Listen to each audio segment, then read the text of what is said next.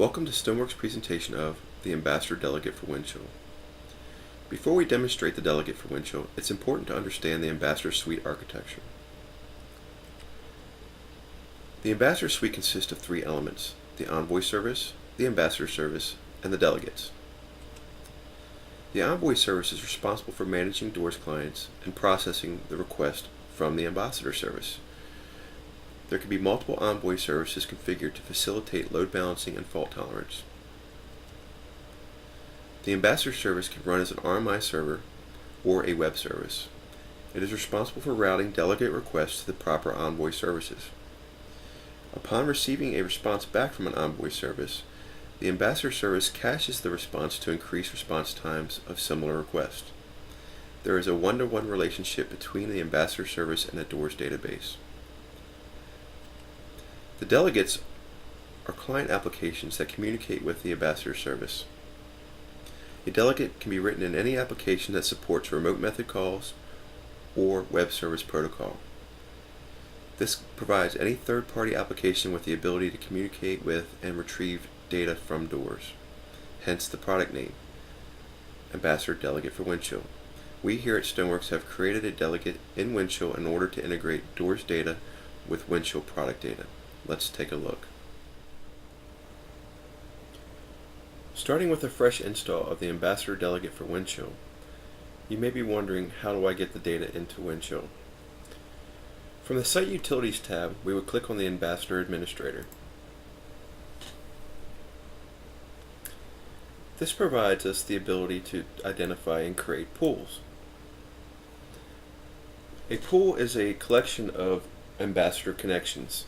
It facilitates fault tolerance and load balancing. For the name of the pool, we would give it a name that identifies the Doors database to which it's communicating. The description is optional.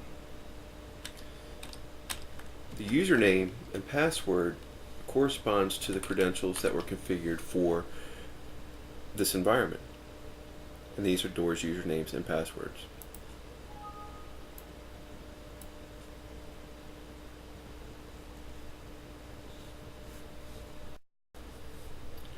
Once a pool has been configured, we can add connections.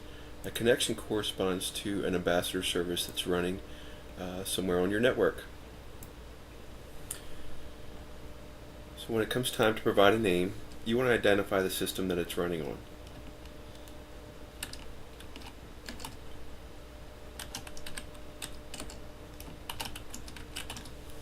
Again, the description is optional.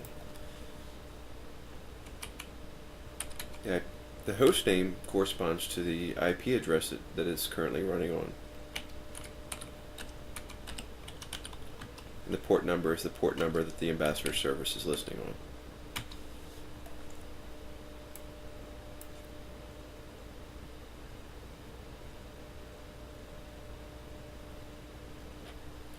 During this time is going and checking the connection and making sure that the Ambassador service is actually executing and available. Now we can see our connection is here and the status is online, and there is one session that is currently active. Now that we have a pool and a connection, we can start adding data to Windchill. By clicking the Actions menu for the pool, we can identify that we want to start the Synchronization Manager. The Synchronization Manager will render all of the Doors content that's available from the Doors system.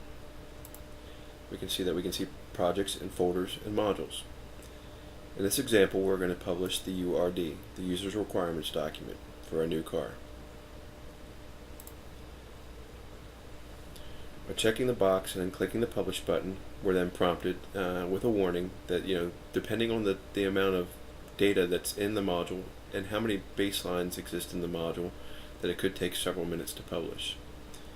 We'll go ahead and click OK, and this will begin the publish process. And what this is doing is it's going and creating placeholders for all the requirements that are in the module and all the baselines in the module.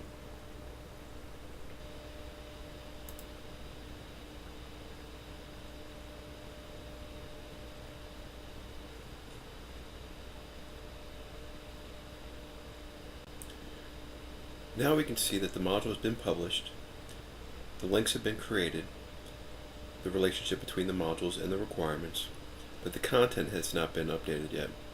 This is by design to make the publish process quicker. So we create the skeleton of the relationships, and then on the back end there's a synchronization mechanism that goes and publishes the content when it's ready.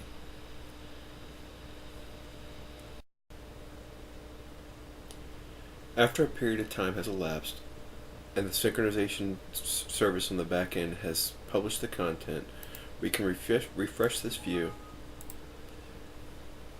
and we'll see that the content has been updated and it is complete. So now we can notify product container managers and library managers of the fact that this content is available. One important thing to note before we add the content to a Windchill container is the ability to constrain the access per container. By looking at the pools details page, we can see that by default it is exposed to all Windchill containers. But if we want to expose it to a single Windchill container, in terms of security, we can come in and search for the container. In this case, we want to add to the brake system. Say OK. OK. So now that changes the exposed all containers no, and it will only be available to the Windchill brake system product. So as the administrator responsible for notifying the publishing of the doors data, I have notified a product manager of the brake system to let them know that they can go in and add the requirements document to their product. So I've taken the liberty of creating a requirements folder. We'll go ahead and we'll navigate into that. And we'll notice that there's an icon here for Add Doors Object to Folder. If I click upon that, it displays a dialog box that allows us to identify the database that we want to search.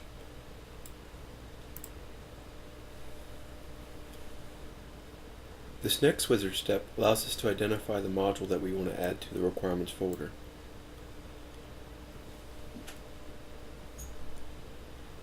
We'll click search to find all of them. We've only added one. We'll check this one, say OK, and then click finish. The module has been added to the requirements folder. Now we can click on the name or the information icon to get to the details of the module.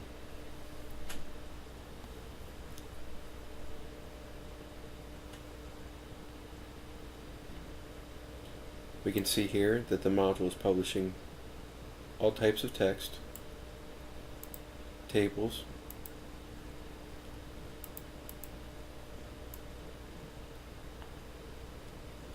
and graphics.